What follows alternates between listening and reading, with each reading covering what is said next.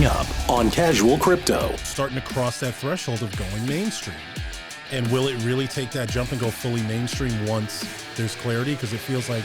And there have been many factors propelling the masses to adopt crypto into their daily lives. One of those perhaps unlikely forces, celebrities. Plus, I think Elon is sending us a message. He may be. I think he just... Maybe a future... This is Casual Crypto with Tony and Jay.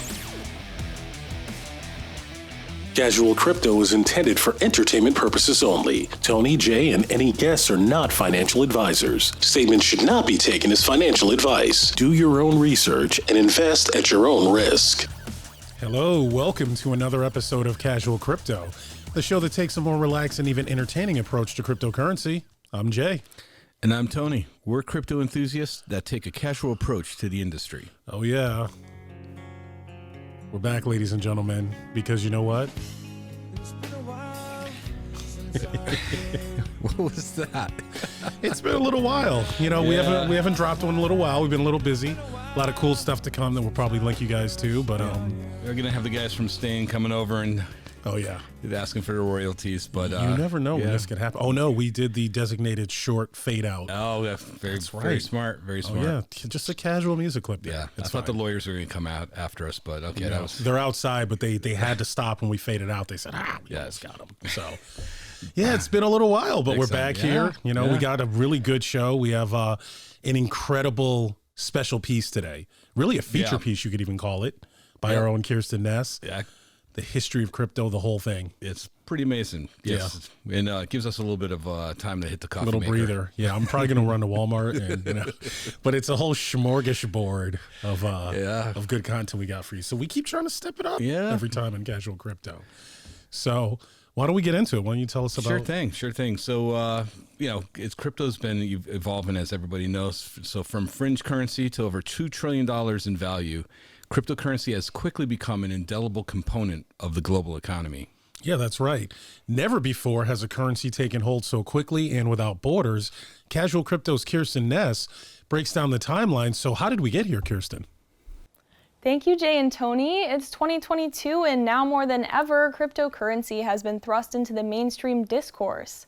From local newscasts to federal-level inquiries filed by governmental bodies around the world, concerns over regulation, environmental impact, and where crypto fits in among fiat currencies has made the industry more relevant and debated today than ever before. Reviewing the history of cryptocurrency offers valuable insight to where we are today and what the future might hold. Some people believe 2009 marked the start of the industry with the release of Bitcoin, but our timeline actually begins in the 1980s with the emergence and later failure of DigiCash. Although DigiCash never achieved the broad support that Bitcoin did, it was perhaps the first prominent digital currency. DigiCash was founded by David Chaum, an American computer scientist and cryptographer. Chaum's goal was to create a platform for people to transfer money anonymously over the internet using cryptographic technology that allowed blind signatures to keep transactions private and secure. The firm declared bankruptcy in 1998, 10 years before the official launch of Bitcoin. Wei Dai, a Chinese computer engineer, was the first to define modern cryptocurrencies. Today, the smallest unit of Ether is named the Wei in his honor. Other attempts at early digital currencies included B-Money, Hashcash, Flooz, and BitGold. Early interest in the technology was prominent in cryptographer circles but never entered the mainstream. Now we jump forward to 2009, the year the concept of Bitcoin was fully released. The Bitcoin white paper outlining the fundamentals was published on January 3rd. The true identity of the author, an anonymous figure under the pseudonym Satoshi Nakamoto, is still unknown to this day. The 2008 economic collapse and global financial crisis that shook the finance industry was cited by Nakamoto as inspiration for Bitcoin. The first ever crypto exchange, the New Liberty Standard, was established in the same year as a platform for users to buy and sell Bitcoin. This exchange was a precursor to modern platforms like Binance, Coinbase, and Kraken. When the New Liberty Standard first launched Bitcoin trading, $1 was worth 1,309.03 BTC. For comparison, one Bitcoin today is worth around $40,000. Bitcoin is considered the first modern cryptocurrency as the first publicly used method of trade combining decentralized control, user privacy, blockchain-based record-keeping, and pre-established scarcity. In its first year, Bitcoin saw an increase in supporters trading and mining the currency. Bitcoin's first valuation came in 2010 when it was sold for the first time to buy pizza. An important moment making it possible to finally assign Bitcoin a real monetary value. Just 2 years after the launch of Bitcoin, rival cryptocurrencies began to emerge.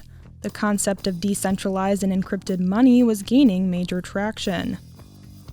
The goal of these altcoins was to improve the original Bitcoin architecture by providing additional benefits such as faster transaction speeds and anonymity. The first Bitcoin halving came in 2012. The halving comes roughly every 4 years and marks the time when the block reward given to miners processing transactions is cut in half, as well as the rate at which new Bitcoins are released into circulation. This decreases supply and also increases demand to push prices higher. 2013 marked the beginning of a difficult year for Bitcoin in the crypto industry. After the price of Bitcoin passed $1,000 for the first time, it experienced a sharp drop. This was also the year of the first meme token, Dogecoin. In early 2014, Overstock.com was the first major online retailer to accept Bitcoin as payment. Other companies followed suit, including Expedia, Microsoft, and Tesla. Yet the industry still faced many obstacles. Mt. Gox, the world's largest Bitcoin exchange at the time, lost 850,000 Bitcoins in a massive hack that year. Those stolen coins have yet to be recovered to this day and are worth around $4 billion at today's value. In the early days especially, the crypto industry was plagued by hackers and scams, earning it a bad reputation amongst the general population of potential investors.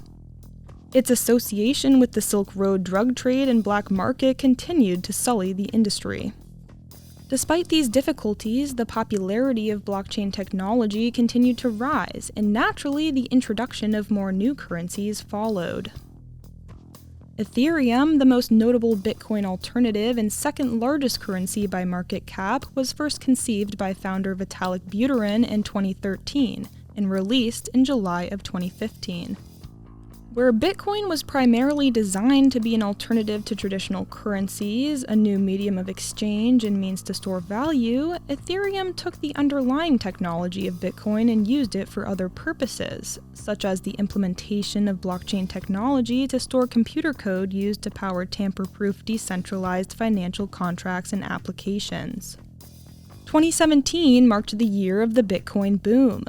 After a tough climb to once again reach the $1,000 mark, Bitcoin continued ascending and was worth over $3,000 by June of 2017. Despite this success, the increase in miners meant higher fees and longer transaction processing times. In 2019, we saw crypto going mainstream as large companies and financial institutions made significant investments. Fortune 500 companies such as Amazon, Walmart, IBM, and JP Morgan recognized the benefits of crypto and its underlying technology. Cryptocurrency lending was already happening, but we didn't see it go mainstream until 2020, as the worldwide pandemic resulted in an economic crash. Interest rates and lending opportunities became scarce, but crypto picked up the slack. In 2021, the total market cap of cryptocurrency passed $2 trillion. By April 2022, the 19 millionth Bitcoin was mined, leaving just 2 million more of the maximum 21 million supply to be minted until the year 2140. With that, we arrive at the present day to discuss how this volatile history, which started as a speculative experiment, has become a key industry in the future of finance. There have been many factors propelling the masses to adopt crypto into their daily lives. One of those perhaps unlikely forces, celebrities. They have been a driving force in trends for decades, influencing everything from what's hot in the fashion world to the products we should buy. Now their newest obsession to share with their followers is cryptocurrency. Cryptocurrency and exchange advertisements seem to be popping up at every turn recently, and they're being peddled by your favorite celebrities.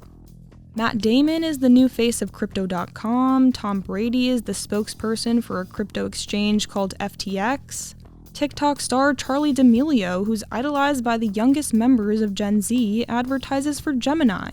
Even Kim Kardashian is in on the trend, promoting Ethereum Max to her almost 3 million followers on Instagram back in May of 2021. It's not only A-list actors and musicians promoting the industry, though. Professional athletes, celebrities in their own right, have also run with the idea of digital currency. The famed Staples Center's rebranding as the Crypto.com Arena in 2021 helped seal a prolific partnership between the crypto industry and professional sports. In fact, a variety of crypto ads took the Super Bowl commercial market by storm. Coinbase purchased a 60-second ad featuring a QR code allowing viewers to sign up on the spot. The massive flood of traffic to their website from that ad alone caused Coinbase's site to crash temporarily. In 2020, Russell Okung, an NFL player for the Carolina Panthers at the time, made history as the first professional athlete to be paid half his salary in Bitcoin. Just a year later, one of the NFL's biggest names, Odell Beckham Jr., signed a one-year deal with the LA Rams worth $750,000 to be paid entirely in Bitcoin. He announced the deal in this Twitter video. It's the start of a new era, and I'm looking forward to the future. That's why I'm taking my new salary in Bitcoin, thanks to Cash App. To all my fans out there, no matter where you are, I want to say thank you. I'm giving back a total of $1 million worth of Bitcoin to celebrate you. The craze doesn't end with coins and exchanges either. NFTs have been a huge player in the 2022 market, again capitalized on by celebrities. At the start of this year, Twitter Blue, which requires users to pay a monthly subscription for exclusive access to premium features, made a huge announcement: the ability to add a verified NFT profile picture to your account. This is the first feature of its kind in the social media realm. The verified profile photos come in a hexagon shape rather than the standard circle. This announcement saw many celebrities, ranging from Gwyneth Paltrow to Ozzy Osbourne, updating their profile photos to the most trendy and expensive NFTs on the market. As with every new trend, some people's intentions are more or less ethical than others, and not everyone is on board. Actor Ben McKenzie has spoken openly about concerns over celebrity endorsements of crypto assets. In an interview with CNBC, the star, who is best known for his roles on the OC, Southland, and Gotham, voiced his opinion. As celebrities, think about the repercussions of what you're doing. It may not be illegal, but what you're doing is you're taking your fans, your followers from social media, and they lose money because of stuff that you're promoting. It's a little different, I would argue, than selling them a sweater or car insurance or what have you. I think that, celebrities should do their due diligence, and then to get to the root of the problem and to get back to what I was saying before, we need laws and we need regulations and we need guardrails. Jacob and I have talked to an awful lot of people who have invested an enormous amount of their personal net worth in these cryptocurrencies. I hope they're aware of the risks involved, but I fear they may not be. But it's not all bad actors here in the crypto space. Emily Ratajkowski minted her own NFT titled Buying Myself Back, a model for redistribution, in an effort to redefine what it means to control your image in the age of social media. Ratajkowski said she hoped the NFT medium could help set a precedent allowing women to have authority over their image, including receiving proper compensation for its use and distribution. In an interview with CoinGeek Backstage, she explained further. I think what's so cool about the blockchain is, the internet has been for me so much about taking control. That being said, it's also been a place where I've lost a lot of control. And what I love about the possibilities of NFTs and blockchain is that you can always have ownership over images or artworks that are out in the world that are yours. I'm hoping that more and more women in particular kind of get on board with NFTs and the possibilities behind them. So why is this important? Some people revere their favorite celebrities, while others find the pursuit of fame trivial. No matter which side you lean towards, the adoption of crypto by celebrities across the board is likely only to increase the popularity of the industry amongst the general population. This is Kiersten Ness reporting from Stonegate Studios. Tony, Jay, what are your thoughts? Great report. Thanks, Kiersten. With Tony and Jay. From humble beginnings to the world's largest commodity, cryptocurrency has turned heads, to say the least. Celebrities, professional athletes, and even rapper Snoop Dogg jumping on the crypto and NFT bandwagon. So, Tony, why the recent explosion in crypto adoption? This is like nuts.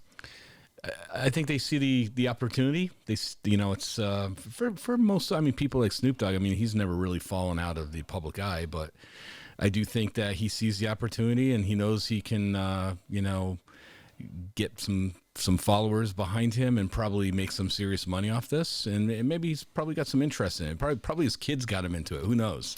You talk about giving something street cred. Mm-hmm. When Snoop Dogg endorses something, everybody's on board. Oh yeah. I mean, he's definitely got some influence. That's for sure. Yeah, he could be like, the thing is to wear barrettes, and then everyone you see everybody wearing barrettes. So yeah, I know. Right now it's crypto. He seems to make everything cool. I don't know what it is, but yeah, I like Snoop. Wow. So there's more and more crypto adoption overall across the board. One of the things we're seeing is institutional money coming in. So what made them a little more comfortable? I think that it's become more of a common thread among even friends and family conversations. I think it's more and more, probably more and more people pulling their money out as they're seeing friends and family that are making pretty good gains through crypto. And I think it took a little while for the institutions to jump on board. They were probably reluctant at first until their customers were really demanding it, and so I really think that was a big push. Yeah, because with any new type of or not even new, but any investment in general, when you start to see the institutional investors jump in, you kind of know, okay, maybe this is something to pay attention to, because their job is to not take the risk. It's a pool of money. It's their clients. It's their whole livelihood. They're not going to take that risk unless they feel very comfortable. Oh, yeah. So even if we don't, there's something they're seeing that, they're saying this feels good now. This feels right. It validates a lot of us smaller retailers, right? Because we're seeing these institutional investors, people that, maybe, millionaires, multimillionaires and billionaires that probably would put, maybe 0.5%, 1%, 2% of their funds into or their net worth into crypto. Some of them, I'm finding some of them they're feeling underexposed at that level, and they're putting 5, 10, 15. There's some hedge fund managers that they said they can't get enough exposure into crypto. It's that's something they don't like to risk their money. So that's a good sign in a lot of ways. I feel like that shows that they know this is a market that's going to grow, and it's we're about $2 trillion right now. We fell a little bit from that, but we're I can see us being 5-10 trillion in the future. It's not going to really recede too much. It feels like it's just an inevitable growth, and how that happens and how that plays out, remains to be seen. But crypto's here to stay. It's not going anywhere. And now more and more celebrities are using their influence to push cryptocurrency, including the very prominent Snoop Dogg. Oh, he's great. I mean, who doesn't love Snoop? Come on, right? I mean, he probably is just having a blast doing it. He's got his followers are probably, who knows, they might have asked him to get involved in something like this. Or I'm sure he's probably got friends and people that are surrounding him that are like probably exposed him to it too, or maybe even his kids. But you can divert some of that, his millions of followers. He can point them in any direction. If this is something they're interested in, it's going to make money.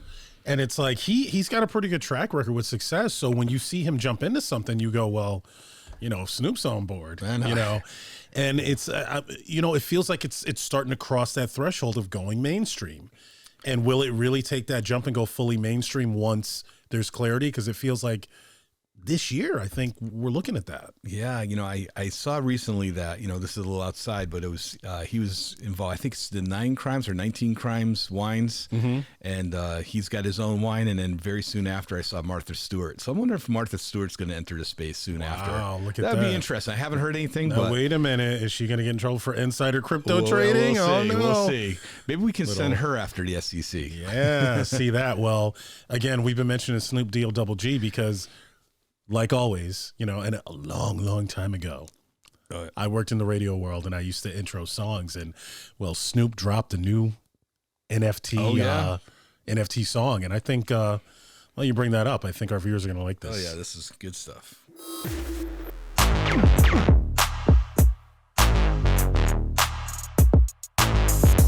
NFT Never forget to pass it. Quickest way to get your ass kicked. Smoking big while I'm bouncing in the classic. No cap, I don't even gotta gas it. When the weed come around, real shit too, puff pass it. I only want that loud talk. Oh, you got it, roll it up and let me sample it. Keep an eye on my weed. Swagger on everything, man. Well, you had to, censor that one a little bit, but that's true Snoop fashion. Yeah. Wouldn't be Snoop if it was too clean. But so, man, how about this? Like, well, I mean, as far as I know, that's the first song ever about like NFTs or anything like related to that. So. It would make sense that he would do that. Yeah, it would make sense that and he, I like the little avatars, the little NFT avatars he's got here. I mean, it's cool stuff. I actually got away from that for a second. Oh yeah, look at that, the gift that keeps on giving. Look at that. I mean, again, it's who knows who got him into this. I mean, it's just probably his kids. I wouldn't doubt it was his kids got him. Hey, Dad, you got to check this out. They probably are. Like all these celebrities always talk about how they don't care what I do, but they're into their whatever. Yeah. Well, now that's some crypto and NFTs and stuff. Kind of stuff. I don't know. Entering the sandbox. So this is in the metaverse. Yeah. He owns properties. So we have a little tease there, but it's a little tease for what's coming up. Yep. So basically, Tom Brady. Obviously, I don't know if you've heard of him, but he's pretty good. A few people here. Yeah. Pretty good quarterback. He does pretty well. Yep. He has a lot of money that, he can say, what am I going to do with it? Well, he's looking at crypto, and apparently it's not just Tom Brady. It's the other quarterbacks in the NFL, too. And they all kind of, I don't know if it's maybe competitive a little, like, right? Guys always have to find something to be competitive about. But Tom Brady spoke in a recent, well, actually, no. This is a couple years ago. I shouldn't say recent interview. But he spoke in an interview about that. And why don't we take a listen to that? Let's bring it up. There's some different things that I've been involved in over a period of time. It was funny. We're talking about cryptocurrency with the quarterbacks all last season. I mean, literally for the last 12 months, we were talking about Bitcoin, Ethereum, different cryptocurrencies. And, over the course of a long season, you talk about a lot of things. Football, you're sitting there and talk about football a lot, but there's obviously time and breaks. And, it's fun for us to think that sometimes we're financial wizards as well as quarterbacks. The future will take us in a lot of different directions. It's certainly not going to take us backwards. So believing in cryptocurrencies and again, digital collectibles, things that I really learned a lot about in, the last year are things that I want to be involved in post-career because they're very intriguing for me as someone who's, again, getting closer to the end of my career. And, you learn about different things. You want to be involved with different people in business. Wow. So, I mean, hey, you always hear athletes talking about what am I going to do at the end of my career? It's kind of hard to go from like winning Super Bowls every year to just sitting around the house. So, hey, trade a little crypto, see what becomes of that. So I would want to be involved in something. I don't think you can go from something so high profile and just stop with any kind of, there'd be some things that he'd probably want to be involved in other than just commercials for Hertz. Right. Yeah. Now it's commercials for what is the platform that he's doing? There's so many now, but there's a platform he's doing it for that's a new crypto exchange, and he's been endorsing that. So it's like not just his Hertz commercials anymore, but yeah. Off the top of my head, for some reason I can't remember, but but we have it's been so many people jumping into it right now that I literally just can't keep track of everything. Yeah, it's insane. That's what it is. All of a sudden, it's like everywhere. Like every celebrity's coming out and they're like, oh, crypto, and it's becoming bigger and bigger. High profile advertising is featuring it now. So again, does that make the average person feel like, wow, this is pretty solid? This is something I can, feel more comfortable at least dabbling into? Yeah. Again, I think we talked about this too with NFTs. I mean, I think NFTs have so many uses for them, but I do think there's going to be a little bit of a bubble. I think there's going to be a little bit of a, people jumping in to buy these, NFT artwork, things like that. That you have this ownership. I think I think it's going to be more if the NFTs are used for other purposes, maybe some form of, again, royalties or partial ownerships of something, maybe like fractional ownership of land or something like that, like they would do with timeshares. I mean, I just think something else this will have a little bit of a fade at some point. I think there's going to be too many people flooding in, and I think it will kind of die down a little bit, but there's going to be some big things that come from it. Like anything that's new, you get a surge and then you get a natural pullback, and then it kind of finds an equilibrium. So, wow, a lot of exciting stuff there. I feel like we've already done a whole show worth, but we got a whole nother block. Oh, yeah. So Casual Crypto with Tony and Jay. Okay, it's time to take a look at what's trending. A Bitcoin-funded Senate run, dropping major coin for stick figures, and a new Netflix crypto documentary makes a splash. Let's get into today's crypto headlines. Casual Crypto. The former executive director of the Bitcoin Foundation is running for the U.S. Senate and initially funding the campaign with his $5 million worth of his own Bitcoin wealth. Bruce Fenton is running for the Republican nomination for New Hampshire's seat in the Senate. Incumbent Senator Maggie Hassan has faced low approval ratings, leaving her seat vulnerable to the Republican challenger. Fenton said his initial $5 million contribution is only a loan to the campaign, but is willing to spend and raise whatever it takes to win. Fenton, who describes himself as a libertarian, explained why he chose to run as a Republican in an interview with WMUR. Casual Crypto. Well, to win, you need to be with one of the main parties with the way that the system is, and there's a very strong Liberty Republican contingent here in New Hampshire, and it's growing nationwide. A lot of Republicans, and by the way, even Democrats. There's a lot of Democrats that are moving more towards liberty because they're not happy to see the censorship and the reckless economic policies and the other things that are going on with their party. So. There's a strong liberty movement within the Republican Party, both at a federal level and in many states, and certainly here in New Hampshire more than anywhere else. So it's a natural fit. Casual Crypto. Did you ever doodle stick figures in that one exceptionally boring class in high school? Of course, I did. Well, now you can buy them as NFTs to the tune of around $13,000.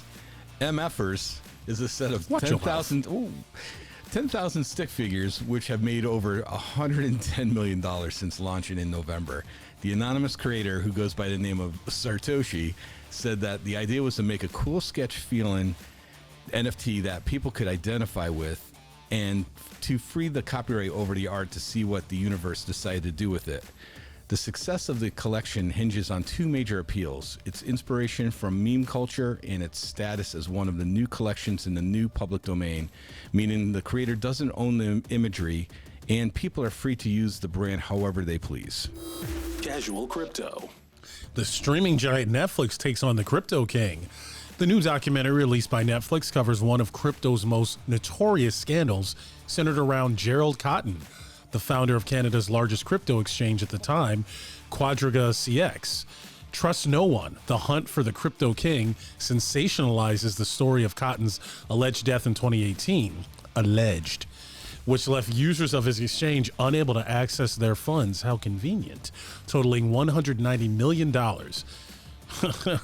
Wow, that sounds intense. So, why don't we take a look at the trailer?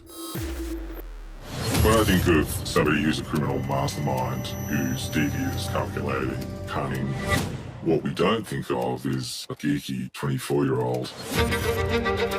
Jerry came across friendly, positive, upbeat. Everyone has a thing they're a nerd about. It seemed like Jerry's was business. I created Quadriga CX for buying and selling Bitcoin. Canada's largest cryptocurrency exchange. Are we hanging out with Mark Zuckerberg right now? Is that what's going on? Jerry faked his own death and run off with the money. Organized crime, Russian mobsters. It's possible his wife could have poisoned him. Who can you really believe? Casual Crypto with Tony and Jay. By now, most people know that Elon Musk successfully purchased Twitter for the whopping price of $44 billion. Now comes news that he plans to have businesses and government agencies pay to use the platform while it remains free for casual users. Musk also hinted at cutting the price of Twitter's Blue's $3 per month premium membership package and allowing members to pay in Dogecoin, the entrepreneur's favorite cryptocurrency. That's very Elon. So you notice he said casual? Oh, yeah. I think Elon is sending us a message. He may be. I think he just maybe a future interview. Yeah. We'll see. We'll see if we can have our people call his people. Get a hostile takeover of Casual Crypto. I don't know if we want that, but he was taking shots at us. I'm just saying. I don't know any other conclusion. I'm just saying. I don't know. But That was more to Rock. Wow. So yeah, well, don't make him come back. Yeah, we don't want to upset the Rock again. He's got to take an episode off, man. He's got other stuff to do. Didn't they just have WrestleMania or something? But yeah, so I mean, wow, like what's going on with Elon? Like he's just coming out of nowhere. He's like, you know what? We're doing it my way. Yeah, I'm not a fan of everything he does. I'm worried about Neuralink. That's one that kind of makes me a little nervous. But I like Elon, and I think overall he means well. And I think he actually got a pretty good endorsement from Jack Dorsey that he thought, he didn't think any individual or corporation should own Twitter. But he seemed to support Elon Musk owning Twitter. So that's a pretty big endorsement. It's a huge endorsement. Yeah, and so I do think that he's going to do some of the right things. He doesn't care about the revenue. He might make some adjustments, and there's some revenue that will come from that. I'm sure he'll make money. But he's more, if it seems like, and I know a lot of people have their issues, but I do think it's important for people to have a platform to be able to speak the truth or to share their opinions, and if their opinions on, of course, within certain rules of states and governments, right. You can't have hate speech, and there's some rules even to free speech, but you really can't have one entity just shutting down others while others can speak, and you can actually kind of tailor a certain narrative that fits maybe a government or a business's directives or their opinions. So I think it's important to have a public space for everybody to speak freely. Yeah, it's kind of like pushback, because we've continued to see, we've been around television, corporations continue to buy up different entities, and what happens is a few companies literally own everything. Well, this is like saying, hey, no, this can be independently owned again. Yeah. This can be under an individual's influence and not a corporation, maybe restoring a little bit of balance. Because I don't know. I think a lot of people would agree it's gone too far into, everything being corporate owned and corporate run, because you said you control a narrative, like based on what the views of that corporation are.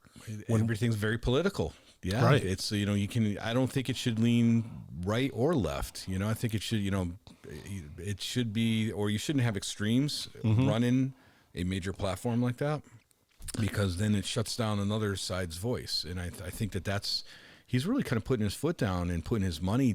He could have done anything with this money. He could have, he could have probably tried to build his own, but I think it was, there's already this built-in audience there, and it's not even that. It's like he could have probably built his own, but there's this,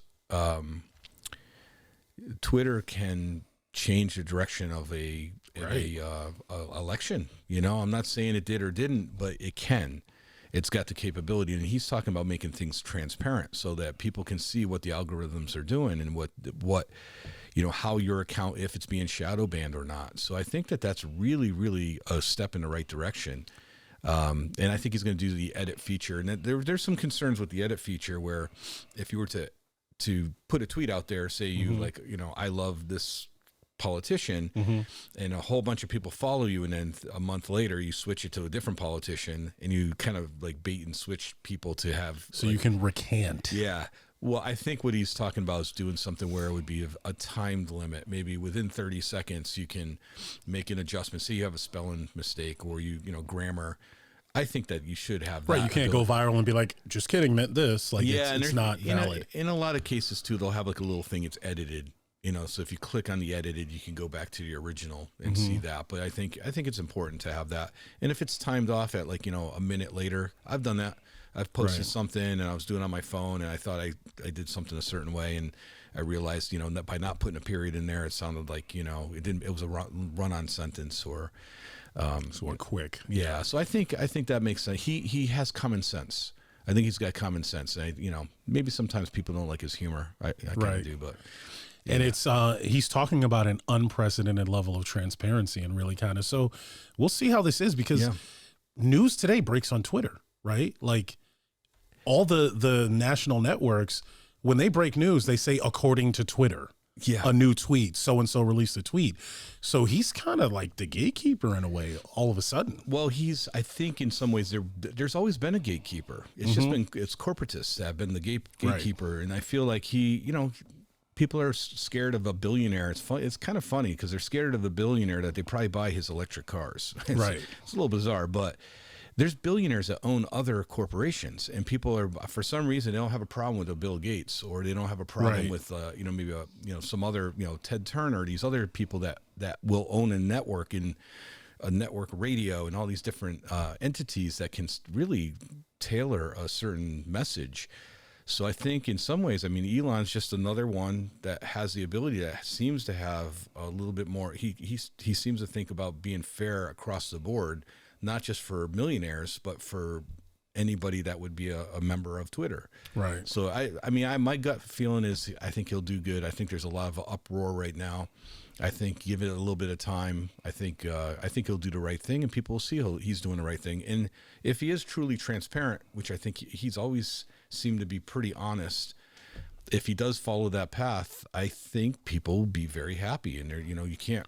It's better than having these things done behind the scenes, right? That are actually, these algorithms are really upsetting people and giving them more content that upsets them, right? And so I just think this is a good thing overall. Be interesting to see how this affects things going forward, and see, could he set a trend of like, hey, we might maybe we've gone too far with corporate ownership, and maybe we take it back. So if you smell what the coin is cooking. I knew The Rock was coming back. I was on the wrong page. It's a flashback to episode 1 of hitting the wrong music, but trying to wrap things up. I don't know. You just can't keep The Rock out anyway. Yeah. So I'm going to start ripping off car talk. It's happened again. You've wasted another perfectly good half an hour watching Casual Crypto, but I'm citing my source, so no one can yell at us about that. Yeah, it's for friends and family. Yeah, they'll be mean in the comments. Someone will do it anyway. But just a reminder, Casual Crypto is intended for entertainment purposes only. We are not financial advisors, and any statements or opinions conveyed on the show should not be taken as financial advice. Just please don't do it. It's not a good idea. It's a lot better things you could be doing with your time, like doing your own research and investing at your own risk. Absolutely. Absolutely. Thanks again for joining us for Casual Crypto. We hope you enjoyed it, and we will see you next time. Casual Crypto with Tony and Jay, powered by Pulse Cellular, the best in wireless. Today's lifestyle demands the best in wireless, and with Pulse Cellular, you have the best options available. From unlimited talk, text, and high-speed data plans for smartphones to the fastest mobile internet for hotspots and LTE routers. You get premium access to all major U.S. networks, the fastest service available, and no strings attached. With national coverage coast to coast, plus access in Canada and Mexico, we've got you covered. All with the best phones and devices, or bring your own. That's pretty awesome. Get the best user experience on mobile at pulsecellular.com.